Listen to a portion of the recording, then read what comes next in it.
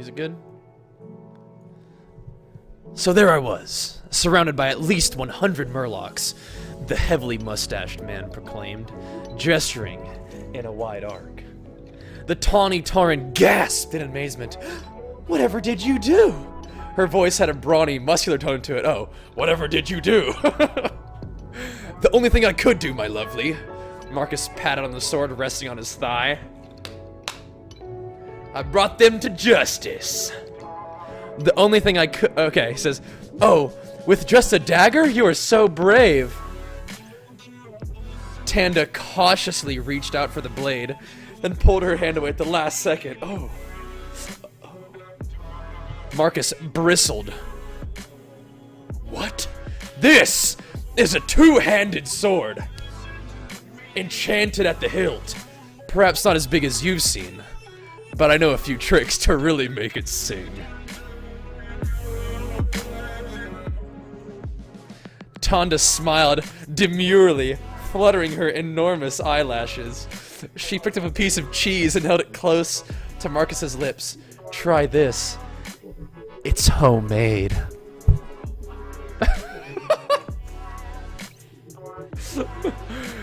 The handsome paladin stammered, no, I'm, lactose intolerant.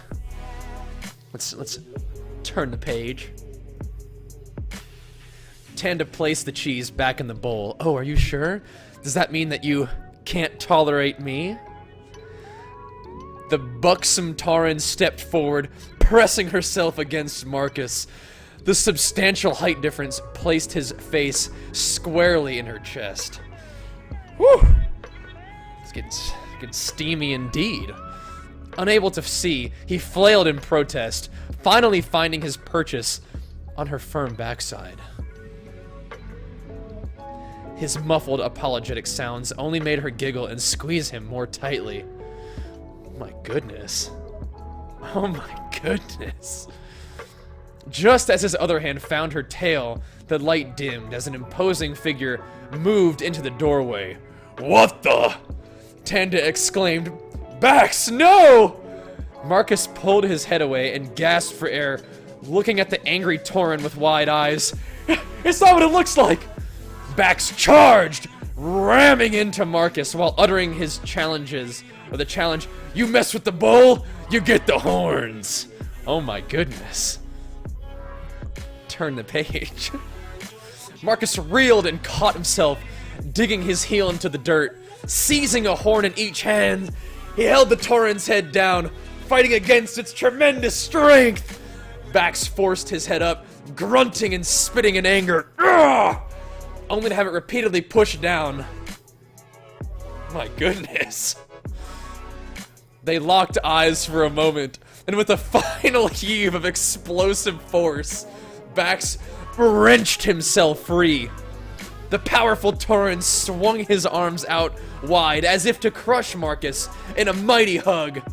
Blades of light, proclaimed the paladin, a huge, pulsing sword thrust up from the ground between the two combatants, tearing through armor and clothing, searing the thick chest hair of Marcus, and cutting a fine line into the Tauren's muscular chest. Woo! Gotta start that song back over. Oh my goodness. Yo, ACR 912. Hit him with the flex. I was on board, man. That pulsing sword almost got them both there, didn't it? Before they could move again, Tanda raised her hoofed leg into the air and brought it down with a warlike force. The man and bull wobbled, clearly stunned. Stop it, both of you. Turn the page. Marcus regained his composure and looked at Tanda, and then to Bax. Yo, Hakami says, what is happening? Just listen. Fur was ruffled, and the bare parts of their leathery skin glistened with sweat. As they all stared at one another down, the ridiculously good-looking Marcus spoke. Well, since we're mostly undressed already. The story goes on, but your good taste prevents you from reading it. Oh, baby! Wow. I think they commenced They commenced to TTSU from there, as the story goes. Wow. That was really something. Woo! So steamy in here, time to get me some homemade cheese. Oh, God.